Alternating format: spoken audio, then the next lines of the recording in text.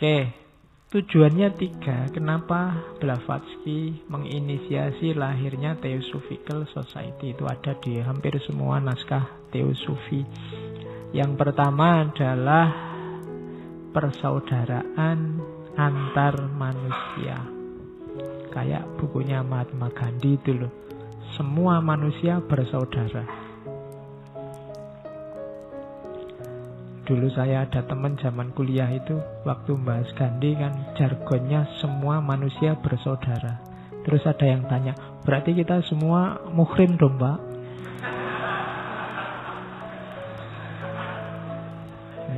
Ayo berarti muhrim. Pantes di Indonesia jomblonya banyak. Masalahnya bersaudara semua. Jadi sumbernya manusia itu sama, hakikat kediriannya sama, asal usulnya sama. Kita semua satu level. Manusia dalam posisi apapun, sebagai apapun itu sederajat. Yang membedakan cuma peran-peran dan casting-casting yang harus dia mainkan. Saya dan kalian sama, cuma malam ini castingnya saya di sini jadi ustadz, kalian jadi santrinya. Mungkin kalau kalian buka angkringan terus saya makan di situ, kan castingnya beda. Kalian jadi yang punya warung, saya jadi pelanggannya. Kalau di kampus aku jadi dosen, kalian jadi mahasiswanya.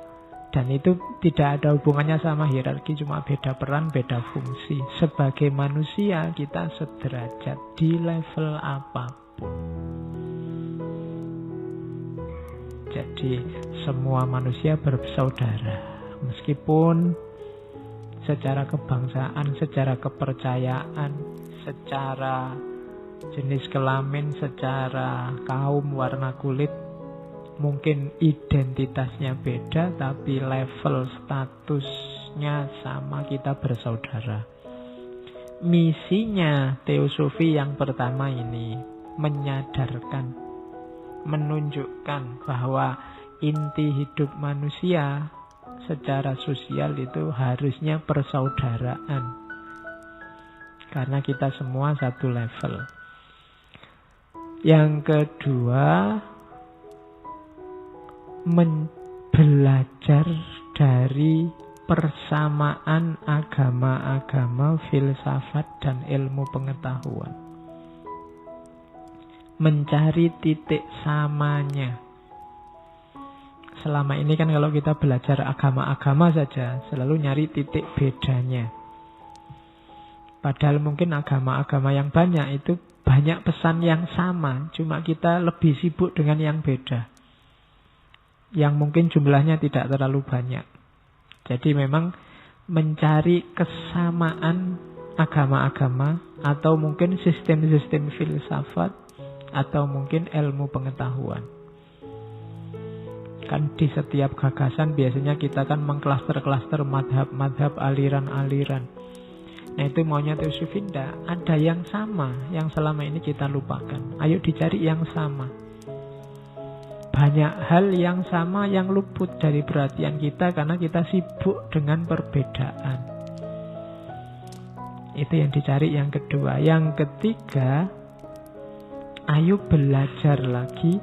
Masih banyak hukum-hukum alam dan rahasia-rahasia potensi manusia yang belum kita ungkap. Bahkan ada yang bilang, kalau dari tradisi okultisme itu, mungkin masyarakat kuno lebih cerdas dalam mengungkapkan potensi dirinya sebagai manusia. Kita manusia modern ini agak manja, dalam banyak hal dibantu oleh sains dan teknologi.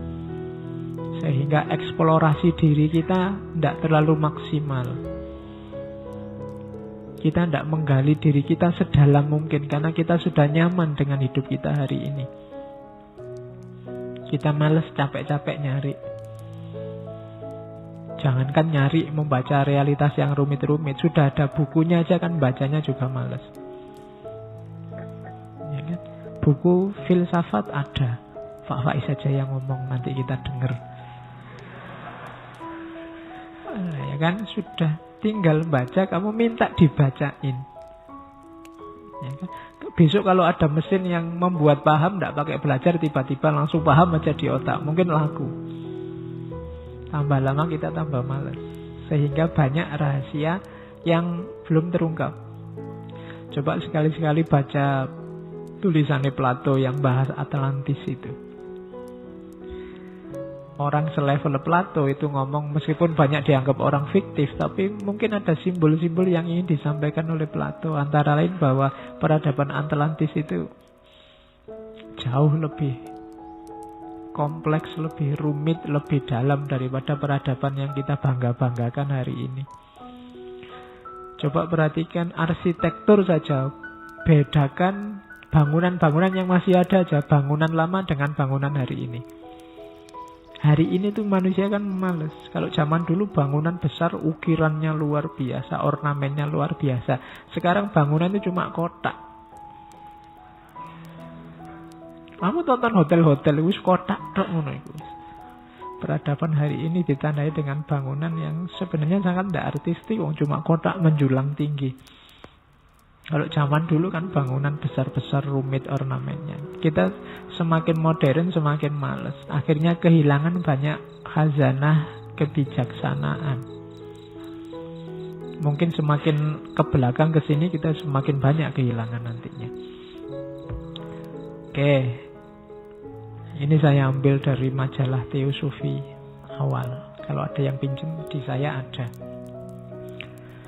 Jadi Perhimpunan Teosofi itu tidak ngajari orang untuk pindah agama, tidak memaksakan apapun. Misinya adalah menyadarkan. Kalimatnya itu tidak ada satu guru atau penulis siapapun, termasuk Blavatsky sendiri dan seterusnya, yang memiliki otoritas untuk memaksakan ajaran atau pendapatnya kepada para anggota. Setiap anggota memiliki hak yang sama untuk mengikuti aliran pemikiran apapun, tetapi tidak punya hak untuk memaksakan pilihannya kepada orang lain. Juga tidak ada seorang kandidat untuk jabatan apapun atau seorang pemilih dibuat tidak sah untuk memilih atau dipilih hanya karena opini tertentu atau karena keanggotaan dalam satu aliran pemikiran apapun. Ini kalimatnya agak enak didengar. Opini-opini atau kepercayaan-kepercayaan tidak memberikan hak istimewa atau menimbulkan hukuman atau sanksi-sanksi. Hari ini kita banyak dihukum oleh opini. Dan kita banyak menghukum orang karena opini. Padahal beropini, berpendapat, berpandangan itu hak. Orang tidak boleh kehilangan haknya karena opini. Nah, itu disebut sebagai prinsip Perhimpunan Teosofi. Ini saya ambil dari Theosophical Society in America. Mungkin nama-nama itu akrab dengan kalian. Termasuk tokoh-tokoh yang bertipe teosofis atau beberapa di antaranya memang anggota Theosophical Society. Terkenal ya, Lewis Carroll. Mungkin yang kalian hafal di situ ada Khalil Gibran. Ada yang nulis Sherlock Holmes. Ada Nehru, ada Carl Gustav Jung, ada Gandhi, ada Elvis Presley, ada Inayat Khan. Jangan salah, namanya disebut situ tidak otomatis beliau anggota resmi yang terdaftar di Theosophical Society. Tapi gagasan-gagasan yang dibawa itu gagasan teosofi. Nah, itu diambil dari buku Theosophical Society in America. Yang Indonesia kalian harus baca buku yang ditulis yang judulnya Teosofi, Nasionalisme, dan Elit Modern Indonesia. Itu nama-nama pasti kenal. Ada Cipto Mangunkusumo, ada Mutahar yang ngarang lagu syukur, yang ngarang lagu Hari Merdeka. Beliau seorang Habib, jangan salah. Habib tapi pengarang lagu yang menginisiasi lahirnya Paskibraka. Itu Habib Mutahar. Beliau ini tidak nikah loh sampai meninggal. Cuma anaknya 8. Beliau tidak ngangkat anak. Beliau tidak nikah.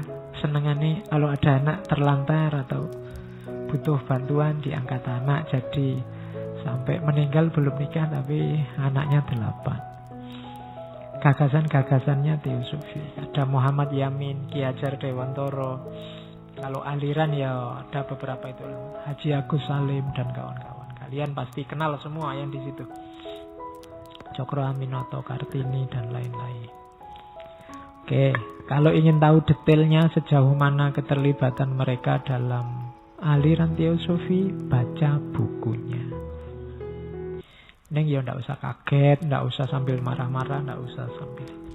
Itu menunjukkan jangan-jangan para pendahulu kita dulu lebih terbuka daripada kita sekarang. Kita sekarang mungkin lebih kaget dan lebih tertutup.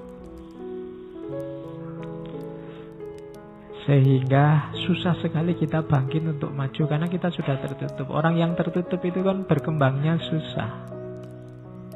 Titikmu selalu di sini terus. Kapan naik itu susah karena kita tertutup sudah. Untuk berkembang kan kita butuh bahan. Oke, yuk sekarang kita mulai ke konsep-konsep kuncinya teosofi. Gagasan-gagasan utamanya diawali dari asal-usul, origins. Tidak usah khawatir, orang teosofi ya yakin, percaya bahwa kalau bahasa kita ada zat pencipta, sumber segala sesuatu, sebab yang tidak disebabkan oleh apapun. Itulah sumbernya alam semesta. Berarti semua kita, termasuk alam semesta, itu sifatnya ciptaan yang sementara. Kalau bahasanya teosofi, nanti kita ini eksis hari ini, tapi nanti kembali ke asal. Asalnya ya tadi yang jadi sebab, segala sebab tadi. Kalau bahasa agama, doktrin yang pertama ini namanya innalillahi wa inna ilaihi roji'un. Kita berasal dari Allah dan nanti kembali lagi ke Allah. Kalau pakai bahasa Islam. Cuma kalau bahasa kalimat itu setelah kita eksis dalam durasi tertentu ya kita kembali lagi. Ini kepastian yang tidak bisa ditolak. Inilah kebenaran, kalau bahasa Jawa namanya kasunyatan. Innalillahi wa inna ilaihi roji'un itu kan konsep, kalau bahasa Jawa, sangkan paraning dumadi.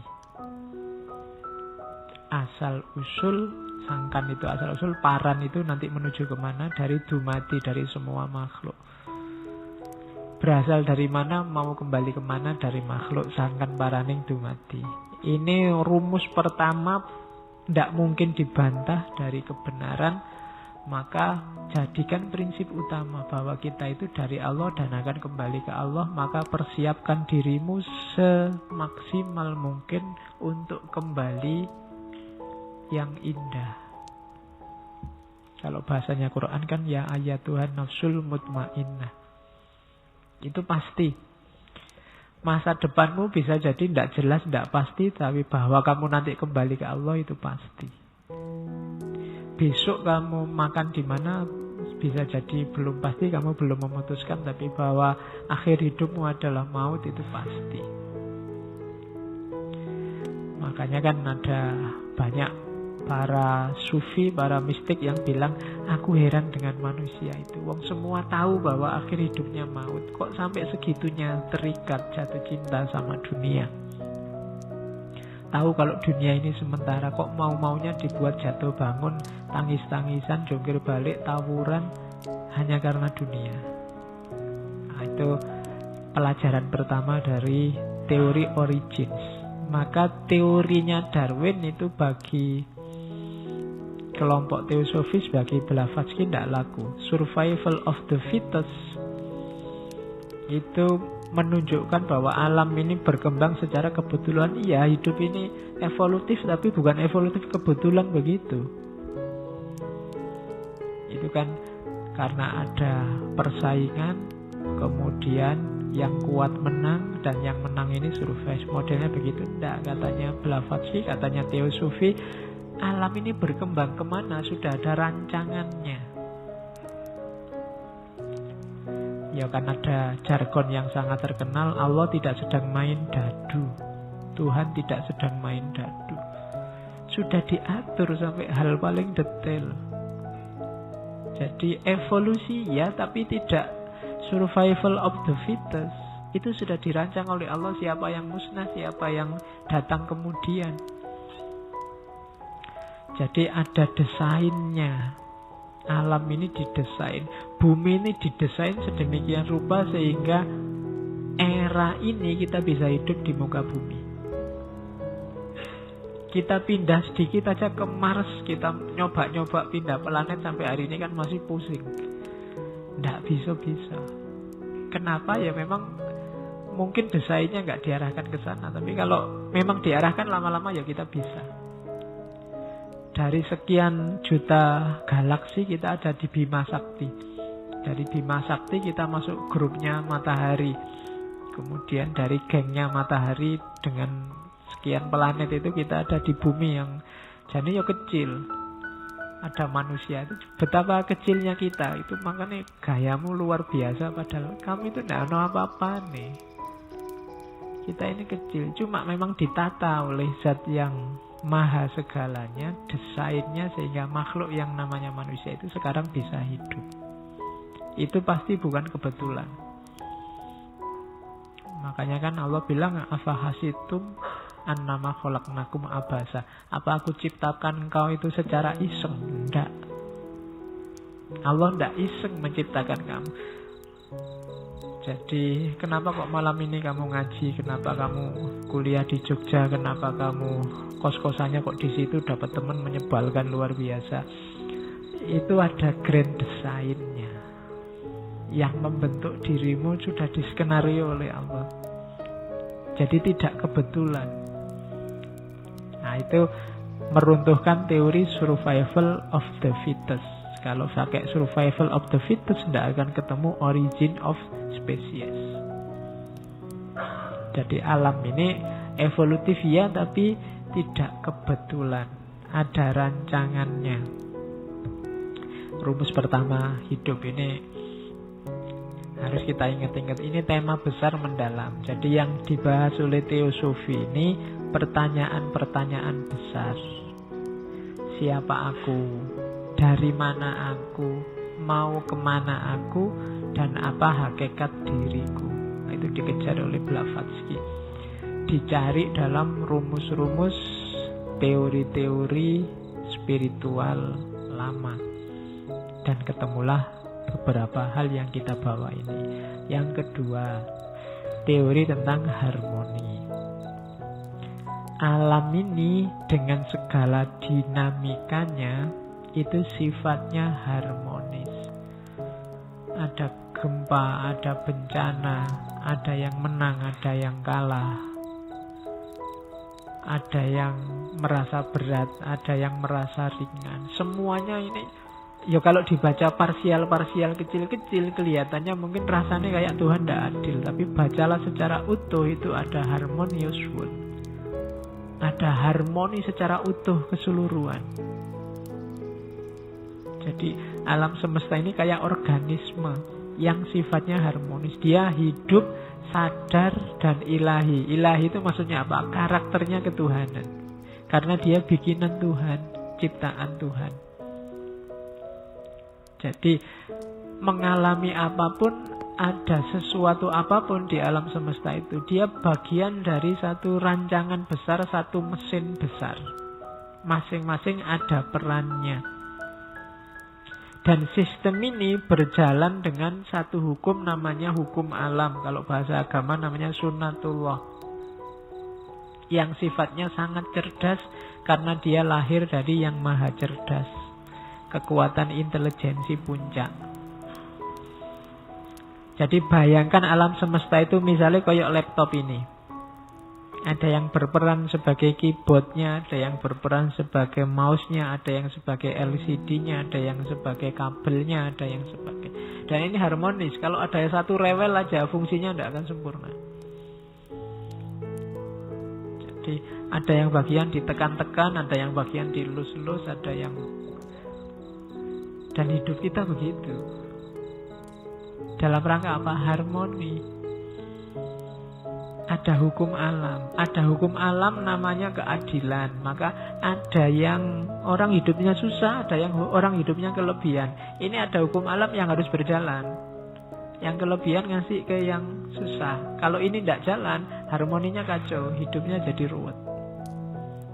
Dari mana ngerti itu? Hukum bahwa yang lebih ngasih yang kurang, itu namanya sunnatullah. Jadi pahami peranmu, mainkan sesuai sunnatullah. Mahasiswa ada sunnatullah, kamu belajar karena kamu posisinya elit intelektual. Kalau kamu tidak belajar, ya jangan heran kalau masa depan kita tidak berkembang. Sunnatullahnya jelas begitu sudah. Rumusnya itu. Kalau kamu mengingkari sunnatullah yang harus kamu jalani, ya nanti ada efeknya. Efeknya apa? Harmoninya kacau. Sampai level paling kecil dirimu sendiri, tubuhmu ini. Kenapa sekarang banyak orang sakit macam-macam? Ada sunnatullah yang tidak dia patuhi.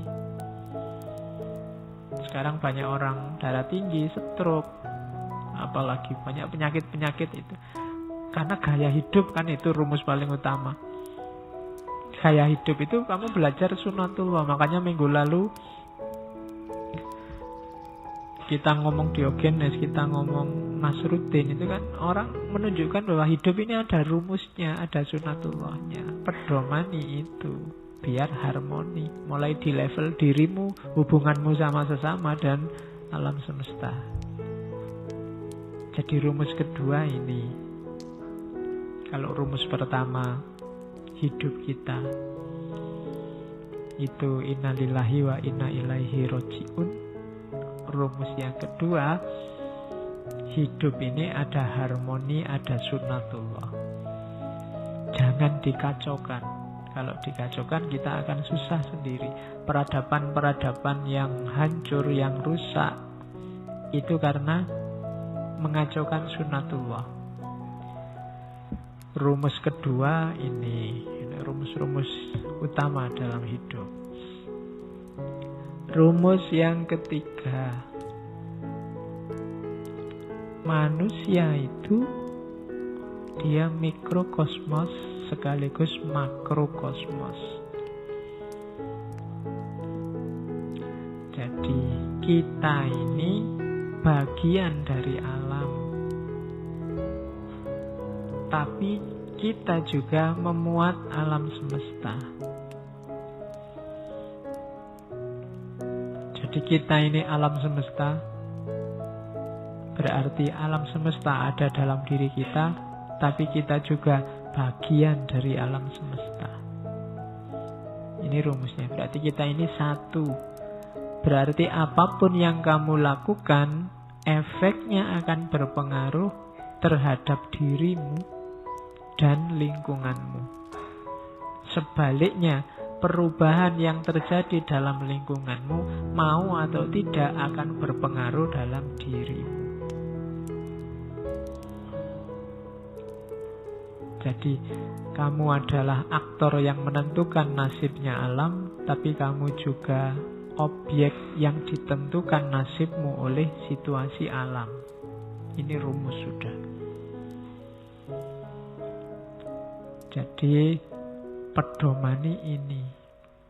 Alam semesta kok kamu eksploitasi habis-habisan, tanpa peduli keberlangsungannya, itu yang rugi bukan alamnya tapi dirimu, karena dirimu sendiri itu alam. Nah, itu kesatuan manusia dan alam. Jadi ini rumus yang ketiga. Ini rumus-rumus kunci dalam hidupmu. Potensi manusia itu tidak terbatas dan setiap ciptaan memberi kontribusi untuk mewujudkan dunia secara utuh. Jadi kita ini punya potensi yang luar biasa. Makanya oleh Allah kita dijadikan khalifah. Kita mampu untuk jadi khalifah itu, mewakili Tuhan mengelola alam semesta. Cuma gunakan kemampuan ini sesuai rumus-rumusnya.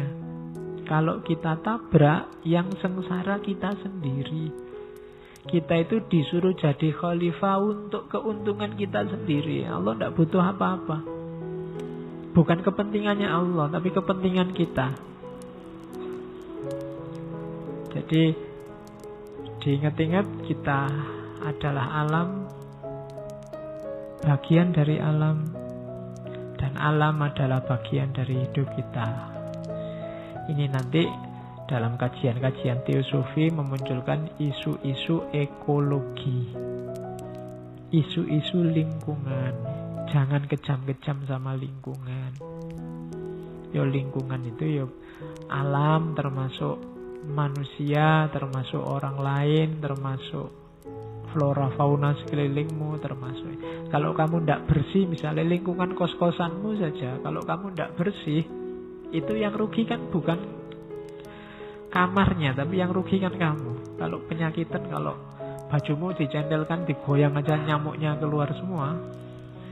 Biasanya kan kos-kosan itu di pertunjukannya kan pertunjukan goyang baju, digoyang pring-pring, prung-prung banyak. Loh itu emangnya nyamuknya yang dirugikan itu siapa? Nyamuknya kan tidak rugi, dapat rumah. Yang gatel-gatel kan kamu. Yang susah kan kamu. Jadi lingkungan rusak, kamu yang rugi. Alam rusak, kamu yang rugi. Karena kamu adalah alam. Sama. Jadi tadi sesama manusia itu sama, kita dengan alam ternyata juga sama. Jadi mau bilang apa sih rumus-rumus ini? Jangan lakukan apapun yang jelek-jelek karena efeknya kembali ke kamu. Terus tugas kita apa? Pilgrimage. Jadi kita di dunia ini sebenarnya sedang melakukan perjalanan suci.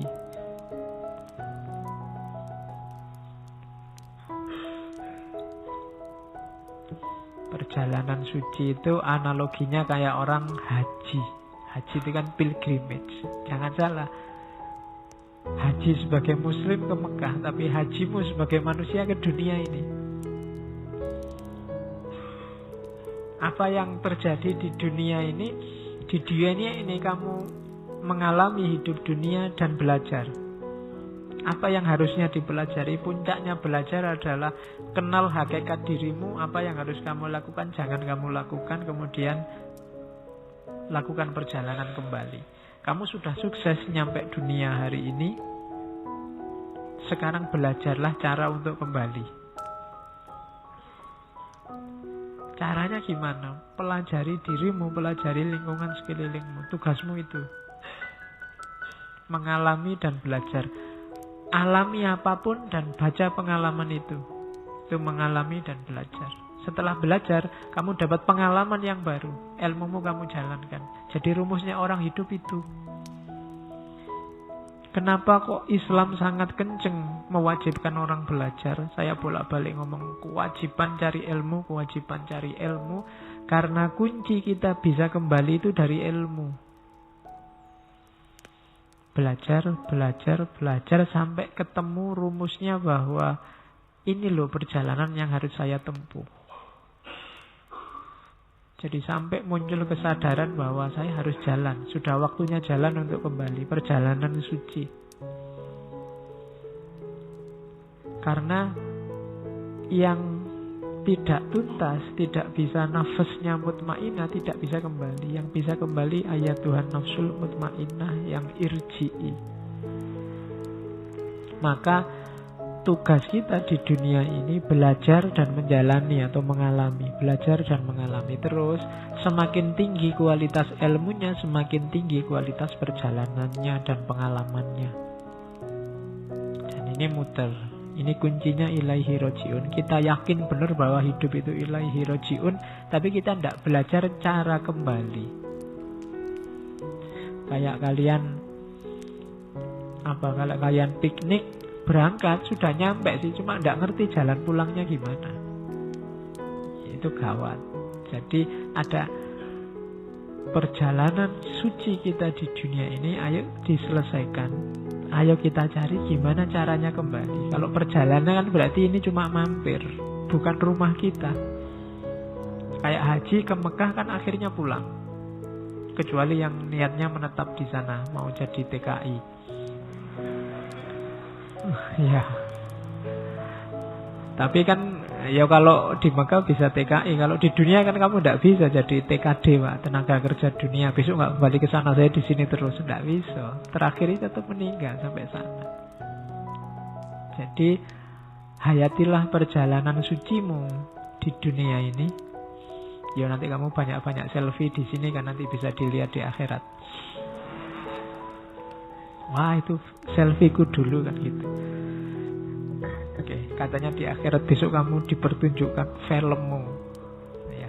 Dan tidak usah khawatir, setiap orang nonton filmnya sendiri-sendiri, jadi nggak repot ngelirik filmnya yang lain. Kecuali yang sudah jelas masuk surga, mungkin dia ngelirik-ngelirik, wah ternyata kamu dulu gitu. Oke, susah ya membayangkannya. Aku pakai kayak yang virtual itu ya, diginiin semua, lihat filmnya sendiri-sendiri. Oke, tidak terbayangkan, tidak bisa diceritakan orang akhirat. Kita mikir yang dunia. Kita persiapkan perjalanan itu, jadi besok kalau ngalami yang akhirat kita tidak menyesal lagi. Kan banyak isyarat dari Al-Quran, besok di akhirat itu banyak orang nyesel, bahwa saya dikembalikan lagi, ya sudah terlanjur. Perjalanan sucinya tidak sukses, kalau haji tidak mabrur. Hiduplah di dunia secara mabrur di perjalanan sucimu. Nah, kamu disuruh mengalami dan belajar. Mengalami, belajar. Rumusnya itu, pengalaman. Setelah belajar kamu ngalami, setelah ngalami kamu sadar, setelah sadar kualitas hidupmu naik. Terus belajar lagi, dapat ilmu baru, kamu jalani, akhirnya kamu ngalami, kesadaranmu naik, kualitas hidupmu naik lagi. Terus begitu. Makanya tambah terus ilmumu, wawasanmu, biar kualitas hidupmu naik, kesadaranmu bertambah, dan kamu semakin menuju kesempurnaan. Kalau bahasa agama, yaumuhu khairun min amsihi. Jangan ditutup, kalau ditutup macet kamu. Selesai dengan kebenaranmu hari ini yang tidak mesti benar. Wong itu kan kebenaran versi kita hari ini. Sejauh yang bisa kita jangkau, yang bisa kita pahami dengan ilmu kita sekarang. Buka terus dirimu, kasih wawasan-wawasan baru. Sehingga hidupmu tambah berkualitas, kesadaranmu tambah pelan-pelan menuju kesempurnaan. Kamu lampaui 3 dunia, dunia fisik, dunia mental, dunia spiritual. Jadi jasmaniah, kemudian masuk ke ranah mental, kemudian masuk ke ranah ilahiyah yang spiritual. Oke, jangan khawatir katanya Blavatsky.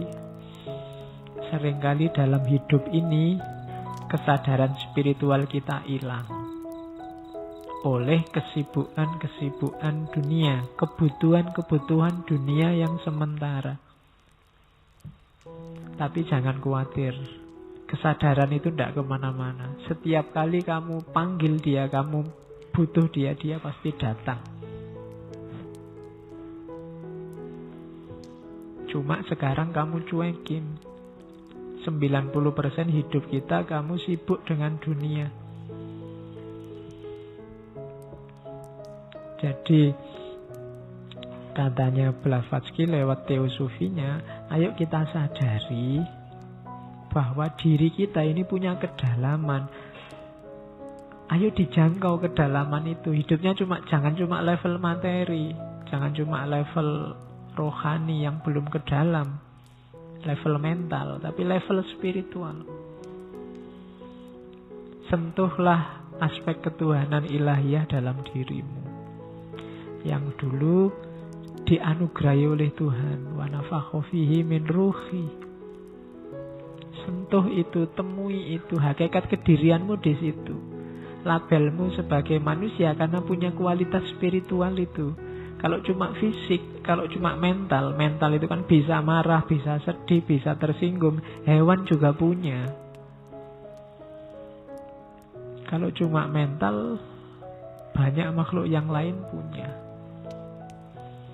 Anjing itu kamu injak ekornya ya ngamuk. Anjing kok marah kayak manusia aja. Loh yo.